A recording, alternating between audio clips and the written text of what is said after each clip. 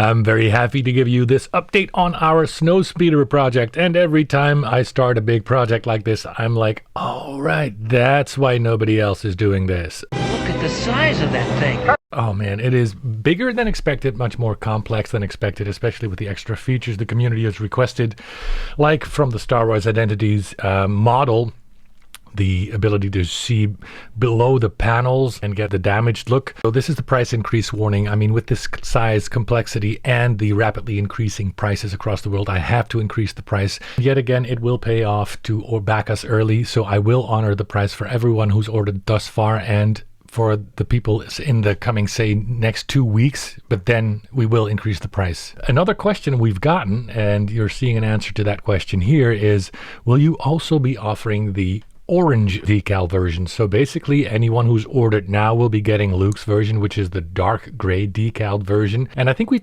found a way for people on our new website to indicate whether they want the gray version or an orange version. And so for people who want both, you can now have both. And the way we are looking into doing this is on the new website.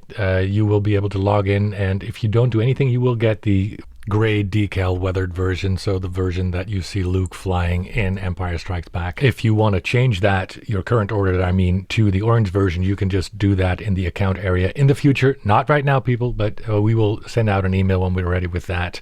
If you are happy getting Luke's version, you don't have to do anything regardless of how things go. And once that feature rolls out for all new orders, of course, you will be able to indicate what color version you want when you place the order. Yeah, so as you know, it's going to be a detailed exterior and interior. Even the back portion, you still see the targeting computer is out right now, but that's easier for paint and weathering.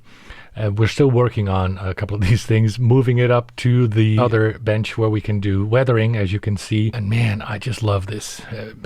Maybe it's not the most special design they ever did, but maybe it's just my nostalgia, but I love it, especially with that exposed panel you see there, like that, and the opening flaps. I mean, I don't know if you've been to Star Wars Identities, but I saw that there, and I just love that, so we had to include that with some magnetic panels you can adjust or take on or put on or take off, So you decide how you want to display it. So again, if you have two, you can decide to have one with the panel away like that, like you saw in Star Wars Identities, and then one with all the panels intact, maybe the gray version. I've heard a lot of people talking about getting two versions.